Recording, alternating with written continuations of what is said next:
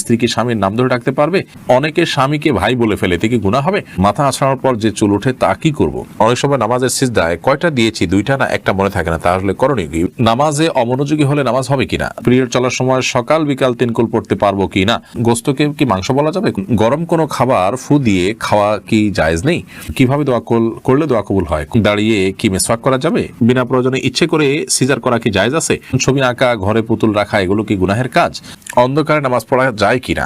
আমি কি বোরকা না পরে শুধু মুখ ঢেকে বাসায় নন মাহরাম আত্মীয় স্বজনের সাথে দেখা করতে বা কথা বলতে পারবো? কোন স্ত্রী কি তার স্বামীর সম্পদ থেকে স্বামীকে না জানিয়ে দরিদ্র পিতামাতাকে সাহায্য করতে পারবে? মমিনুল মুমিন আপনি লিখেছেন, নামাজে অমনোযোগী হলে নামাজ হবে কিনা? নামাজ তো হয়ে যাবে, কিন্তু সালাতের প্রাণ নষ্ট হবে। যত মনোযোগ কম থাকবে তত প্রাণ কম থাকবে, যত মনোযোগ বেশি থাকবে সালাত তত উন্নত হবে, আল্লাহর কাছে সালাতের মূল্য তত বেশি পাওয়া যাবে। তানজিলা সুলতান আপনি লিখেছেন, আকিকা দেওয়া কি বাধ্যতামূলক? আকিকার বিধান কি ওয়াজিব নাকি সুন্নাহ? এটা নিয়ে ইখতিলাফ আছে, তবে বিশুদ্ধ মত অনুযায়ী আকিকা দেওয়া সুন্নাহ, এটা ওয়াজিব নয়। সাধ্য থাকলে দিবেন, কেউ না দিলে এর জন্য গুনাহগার হবেন না। আপনি প্রশ্ন লিখেছেন, দাঁড়িয়ে কি মিসওয়াক করা যাবে? এক লোক বলেছিল দাঁড়িয়ে মেসওয়াক করা নাকি বিদআত, সঠিক আমলটি জানাবেন। না, এরকম কোনো কথা না যে দাঁড়িয়ে মেসওয়াক করাটা বিদআত। মেসওয়াক এমন একটা আমল, এটা দাঁড়িয়ে বসে যে সব অবস্থায় করা যাবে, দাঁড়িয়ে মেসওয়াক করাতে কোনো অসুবিধা নেই। সেলিনা আক্তার লিখেছেন, বিনা প্রয়োজনে ইচ্ছে করে সিজার করা কি জায়েজ আছে? সিজার করলে যেহেতু মানুষ দুর্বল হয়, ক্ষতিগ্রস্ত হয় নানা দিক থেকে, অতএব বিনা প্রয়োজনে ইচ্ছা করে এটা করাটা হারাম না হোক, অন্তত কারহাত থেকে খালি হওয়ার কথা নয়। কারণ হলো, আপনি নিজেকে বিপদের মুখে ফেলেন, ইচ্ছাকৃত আপনি কোনো ক্ষতির মুখোমুখি পড়েন, এটা মাকরুহ। বিধায় একান্ত প্রয়োজন ছাড়া সিজার করা, যদি সিজারের মাধ্যমে ক্ষতিগ্রস্ত হওয়ার আশঙ্কা থাকে তাহলে সেটা মাকরুহের মধ্যে পড়বে। খন্দকার ঋতু আপনি লিখেছেন, আমার স্বামীর বোনের স্বামীর সামনে যাওয়া যাবে কিনা? আপনার স্বামীর বোনের স্বামীর সামনে আপনি যেতে পারেন কিনা, যদি তার বয়স আমার বাবার বয়সীয় হয়। তিনি যদি অনেক বৃদ্ধ হন, বাবার বয়সী বলে কোনো কথা নেই, যদি অনেক বৃদ্ধ হন তাহলে সেই ক্ষেত্রে তার সামনে আপনি যেতে পারেন, যদি ফিতনার কোনো আশঙ্কা না থাকে যে তিনি আপনাকে নিয়ে বাদ চিন্তা করবেন, আপনার মনে বাদ চিন্তা আসবে, এরকম কোনো সুযোগ নেই, এত বয়স হয়ে গেছেন। এরকম যদি হয় তাহলে সেক্ষেত্রে আপনি তার সামনে যেতে পারেন। নর্মাল বিধান হলো না, আপনি আপনার স্বামীর বোনের যে স্বামী তার সামনে আপনি, অর্থাৎ আপনার ননদের স্বামী যিনি, তার সামনে আপনি যেতে পারেন না, জায়েজ নাই, পর্দা করতে হবে। মারিয়া ইসলাম লিখেছেন, ছবি আঁকা, ঘরে পুতুল রাখা, এগুলো কি গুনাহের কাজ? ছবি আঁকা বা ঘরে পুতুল রাখা, মানুষের ছবি যদি, প্রাণীর ছবি যদি হয় সেটা অঙ্কন করা গুনাহের কাজ। এমনি আপনি অন্য কিছুর প্রাণীর ছবি আঁকলে এটা গুনাহের কাজ নয়। আর ঘরে যদি পুতুল রাখেন, যে পুতুলের হাত, চোখ, মুখ, কান সবই পরিষ্কার বোঝা যায়, সেটা যদি আপনি সম্মানজনক শোকস্থিতিতে রাখেন সেটা গুনাহের কথা। বাচ্চারা খেলনা হিসাবে ব্যবহার করছে, অসম্মানজনকভাবে সাধারণত পড়ে থাকে, সেটাকে অনেক ওলামা কেরাম জায়েজ বলেছেন। না রাখাটাই হলো তাকওয়ার দাবি। ফারিয়া বেগম আপনি লিখেছেন, গরম কোনো খাবার ফু দিয়ে খাওয়া কি জায়েজ নেই? যেমন চা বা গরম কোনো তরকারি, ভাত ফু দিয়ে খাওয়া, এটা কতটুকু সঠিক? গরম কোনো কিছু এটা আপনার ফু দেওয়া হাদিসে নিষেধ আছে, এবং আলহামদুলিল্লাহ নবী করিম সাল্লাল্লাহু আলাইহি ওয়াসাল্লামের অনেক আদেশ নিষেধের ব্যাপারে পরবর্তীতে সায়েন্স প্রমাণ করেছে যে সেগুলো যথার্থ এবং বিজ্ঞানসম্মত, এবং সেগুলো মানার মধ্যেই আমাদের কল্যাণ নিহিত আছে।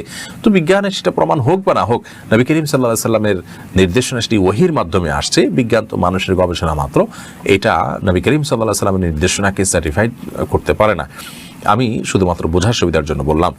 যাই হোক, তো গরম খাবারে ফু দিয়ে বা কোনো খাবারে ফু দিয়ে সেটাকে ঠান্ডা করা তারপরে খাওয়া, এটা জায়েজ না, এটা নিষেধ আছে হাদিসে, এটা স্বাস্থ্যের জন্য ক্ষতিকর। আমাদের শ্বাস প্রশ্বাস এর সাথে এর অনেক সম্পর্ক আছে, এবং এর ফলে অনেকভাবে আমরা ক্ষতিগ্রস্ত হতে পারি। তো এই জন্য ফু দেওয়া নিষেধ। আমরা গরম করার জন্য কোনো কিছু দিয়ে বাতাস করতে পারি অথবা অপেক্ষা করতে পারি, তারপর আমরা খাবো। আর গরম খাওয়াও, একবারে খুব বেশি গরম খাবারও গ্রহণ করতে হাদিসে নিষেধাজ্ঞা আছে। চা, তরকারি বা ভাত যেটাই হোক, এটাতে ফু দেব না, আমরা হয় অপেক্ষা করবো, নাহলে অন্য কিছু দিয়ে বাতাস করবো। রিফাত হাসান লিখেছেন, অন্ধকারে নামাজ পড়া যায় কিনা? অন্ধকারে নামাজ পড়া যায়, কিন্তু স্বাভাবিক অবস্থাতে যেখানে রুকু সিজদার জায়গা দেখা যায় না, এরকম জায়গা নামাজ পড়াটাকে অনেক ওলামা কেরাম মাকরুহ বলেছেন। আপনি যদি আলো আধারের মধ্যে পড়েন আপনার মনোযোগ সৃষ্টি করার জন্য এবং রুকু সিজদার জায়গাগুলো দেখা যায়, তাহলে সেক্ষেত্রে কোনো অসুবিধা নেই। কেচ আলবি হেদায়েত শুভ আপনি লিখেছেন, কোন স্ত্রী কি তার স্বামীর সম্পদ থেকে স্বামীকে না জানিয়ে দরিদ্র পিতামাতাকে সাহায্য করতে পারবে? স্বামীর সম্পদ থেকে সরাসরি স্বামী মালিক হলে সেখান থেকে তিনি স্বামীকে না জানিয়ে করতে পারবেন না। হ্যাঁ, স্বামীর যদি মনোসম্মতি থাকে, স্বামী জানলেও নিষেধ করবেন না। এরকম পরিস্থিতিতে তিনি স্বামীকে না জানিয়ে নিজের বাবা মার জন্য টাকা পয়সা নিতে পারেন, পারেন যদি জানেন যে এই পরিমাণ নিলে তিনি অসম্মত হবেন না। তবে যদি এমন হয় স্ত্রীর নিজের খরচের জন্য তিনি স্বামীর কাছ থেকে নিয়েছেন, হাত খরচের জন্য নিয়েছেন, চেয়ে নিয়েছেন, এরপরে সেটা বাবা মাকে দিয়েছেন, সেই সুযোগ তার আছে। মোহাম্মদ আক্তার লিখেছেন, আমি কি বোরকা না পরে শুধু মুখ ঢেকে বাসায় নন মাহরাম আত্মীয় স্বজনের সাথে দেখা করতে বা কথা বলতে পারবো? যদি মুখ ঢাকের, বোরকা পরা ছাড়া আপনি যে কোনোভাবে সৌন্দর্য ঢাকলেই হবে। এরপর আপনি নন মাহরাম আত্মীয় স্বজনের সাথে যদি দেখা করার প্রয়োজন হয় করতে পারেন, তবে কাপড় চোপড় যেন এমন আকর্ষণীয় না হয় যে তাদের দৃষ্টিকে আকর্ষণ করে। আর কথা তো আপনি বলতে পারেন, পর্দার আড়াল থেকে আপনি কথা বলতে পারেন এবং নিজের সৌন্দর্যকে ঢেকে কথা বলতে পারেন।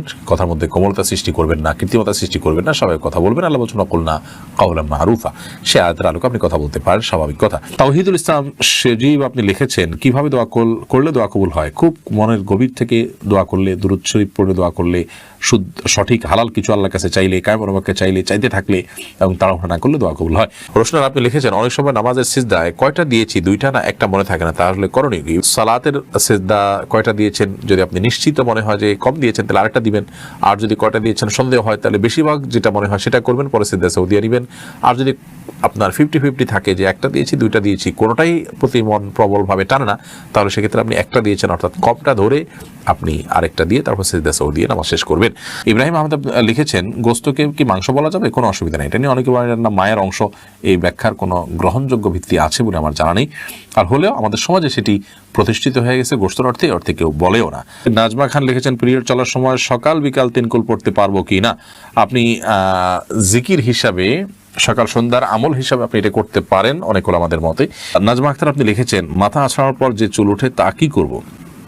মানুষের মাথা আছড়ানোর পর যে চুল উঠে অথবা নখ কাটার পরে যে নখ থাকে, এগুলো কি সম্মানজনক কোনো জায়গায় রাখা উচিত? সেটা মাটির নিচে দাফন হতে পারে, কবরে দাফন হতে পারে, মাটির নিচে চাপা দেয়, একটা রেখে মাটির উপর চাক দিয়ে দিলেন, থাকতে মাটির নিচে সেটা মাটির সাথে মিশে গেল, এটা উত্তম।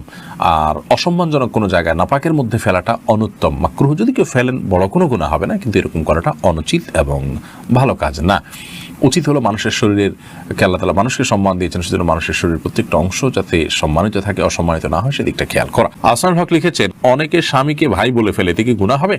একটা হাদিস অনুযায়ী স্ত্রীকে বোন বা স্বামীকে ভাই বলা এরকম কোন একটার ব্যাপারে নিষেধাজ্ঞা আছে, সে হাদিসটির আলোকে বোঝা যায় এটা কারণে সম্পর্ক হারাম হয়ে যাবে না বা সম্পর্ক নষ্ট হয়ে যাবে না বা তালাক হয়ে যাবে না, কিন্তু এটা অনুত্তম কাজ। প্রয়োজনে একে অন্যকে নাম ধরতে পারে, অমুকের বাপ বলতে পারে, এটা সবচেয়ে ভালো, অমুকের বাপ। সাহাবীরা এভাবে বলতেন, স্ত্রী তার সন্তানের নাম ধরে বলবেন অমুকের বাপ, স্বামী তার স্ত্রীকে অমুকের মা, এটা বলতে পারেন অথবা নাম ধরে বলতে পারেন, কিন্তু ভাই বোন এটা বলা হাদিসের আলোকে অনুচিত কাজ। শরীফ এসআর ইয়াডি থেকে লিখছেন, স্ত্রীকে স্বামীর নাম ধরে ডাকতে পারবে? ডাকতে পারে, এতে কোনো গুনাহ হবে না। তবে এটা কালচারের উপর নির্ভর করে, যে কালচার এটা অসম্মান হয় সেরকম অসম্মান করা যাবে না স্বামীকে।